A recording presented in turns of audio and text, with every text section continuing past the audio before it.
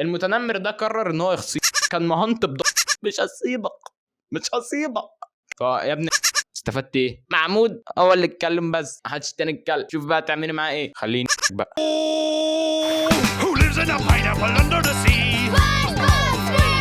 مساء الخير. انا عندي مشكله مع المدرسه. اول حاجه، المدرسه ده مكان انت بتقعد فيه 8 ساعات يوميا عشان تتعلم. المفروض بداية اليوم في المدرسة بيكون بطابور الصباح، واللي بيكون ميعاده غالبا الساعة 8. الفكرة كلها ان الطابور بيعملوا فيه حاجات غير منطقية. يعني عندنا في المدرسة حاجة اسمها الكاتا 1 و2 و3. ايه ده بقى؟ يعني انا ليه اصحى الصبح مش طايق اللي خلفوكوا وشامم ريحة عرق بنت والعرق محوطني من كل حته من الاربع جوانب بتوعي، حتى انا شامم من ظهري، وتقعد تقول لي سقف واقعد تهز. استفدت ايه هنا؟ وانت استفدت ايه؟ هزت لك يا عم. ايه بقى استفدت ايه؟ نقعد نص ساعه نهز فيها. تعبت. والمدرسه كانت لما الشمل كل العيال اللي ممكن تشوفها في حياتك. اولهم الواد اللي بيقعد يقول في الطابور 1 فول و2 طعميه. انا لو عرفت ده مين هجيب اطول عود فول انا اعرفه في حياتي وانشفه وبعديه. والفكره بقى انك بعد ما بتخلص اللي في الطابور ده بتطلع على الفصل. وفي اول يوم فكره انك تلحق مكان تقعد فيه كانت صعبه برضه. هي بيبقى في خناقه غير مبرره على اول ديسك، ما عدا المتنمرين بيكونوا ماشيين يتسلكعوا. مش عارف ايه تسلكعوا دي، عشان هم عارفين كده ان هيقوموا اي حد في المكان اللي هم عايزينه. وحظي انا كان بيبقى مع المتنمرين دول. يعني انا كنت بقعد في الديسك الاول، مش عشان انا دحيح، انا كداب، انا بحب اقعد في الديسك الاول. مش عارف انا كنت بحب اقعد في الديسك الاول ليه، بس كان المتنمر يجي يقول لي انا عايز اقعد هنا، فكنت برد عليه الرد المنطقي اللي هو انا جاي هنا قبلك.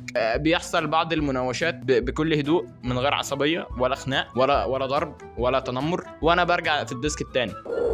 يعني الحمد لله مش برجع ورا قوي. يعني في اول يوم بعد ما انا كنت متضايق فشخ اني رجعت الديسك التاني، كنت رجلي وجعاني عايز افرد رجلي، فللاسف دوست على رجل واحد من المتنمرين دول. فانا ازاي ادوس على رجلك؟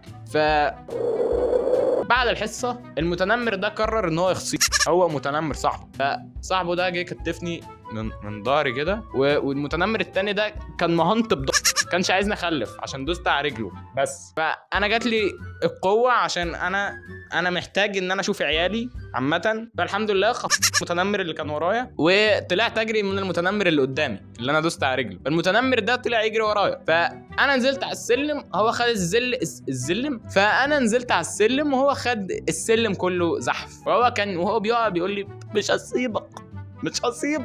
كان بيتكلم كده. فكرة ان انا حسيت نفسي قوي فشخ. انا واحد في الفصل وفي واحد تحت رجلي دلوقتي، فحسيت ان انا عندي القوة ان انا اقدر اضربه. انا قوي فشخ، او كنت قوي فشخ قبل ما يطلع الفصل. بعد ما بيجي الولد المتنمر بقى بيجي واحد تاني برضو التخين. انا مش بتكلم على التخين الطيب، انا هنا بتكلم على التخين المتنمر الخنزير، اللي هو كان غالبا بيبقى في شله المتنمر اللي كان عايز يخني في الدقيقه اللي فاتت. المتنمر التخين ده كل هدفه في الحياه ان هو ياخد سندوتشات. انا عايز اخد سندوتشاتك. انا في يوم من الايام كان معايا بانيه متبقي من غدا امبارح، وقلت ان انا هاخدها المدرسه افطر بيها في البريك. جه الواد المتنمر ده وان هو عايز ياخد السندوتشات، بس انا كنت عايز اكل، كنت جعان بصراحه. فحصل ما بيننا برضو مناوشه بسيطه كده، فانتهت ان السندوتشات وقعت على الارض. فيا ابني لا، انا خدت السندوتشات كلتها ولا انت طفحتها. استفدت ايه بقى انت بروح امك؟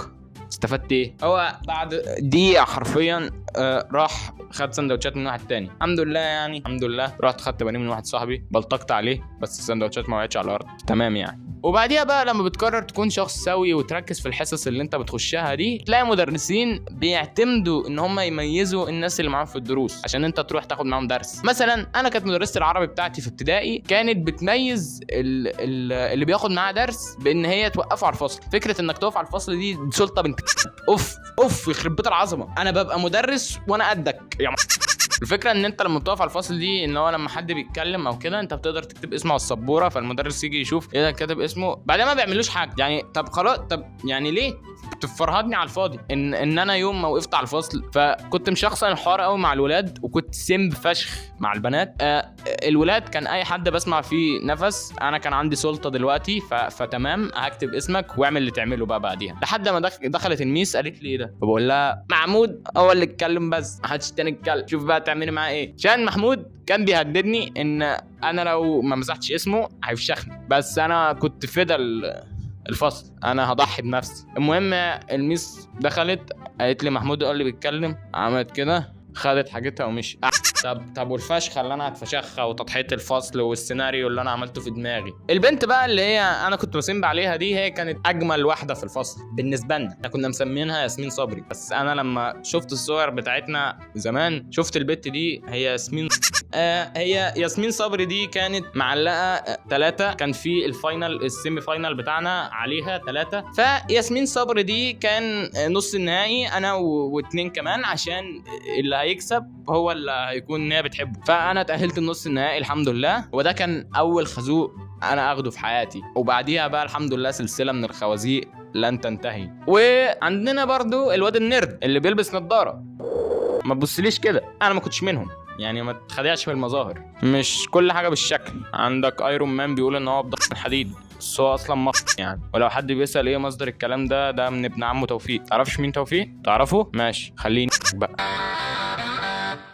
فكرة برضو ان مدرسة الرسم والكمبيوتر اللي عندي ما كانوش اجمد حاجة في الدنيا، زي ما اي مدرسة المفروض عندها مدرسة الرسم والكمبيوتر دول افجر ناس. انا كان عندي ناس كبار ما كانوش طايقنا، انا مفيش حد في المدرسة كان طايقني الحمد لله. حتى في اخر يوم الحفلة بتاعتنا كتالتة اعدادي يعني طردونا من المدرسة، انا مش هقول اسمك انك اسمك بقي، انا مش هقول اسمك ان اسمك حسبي الله ونعم الوكيل. اقفل الفيديو انا اتعصبت. يلا نشوف الفيديو الجاي. سلام.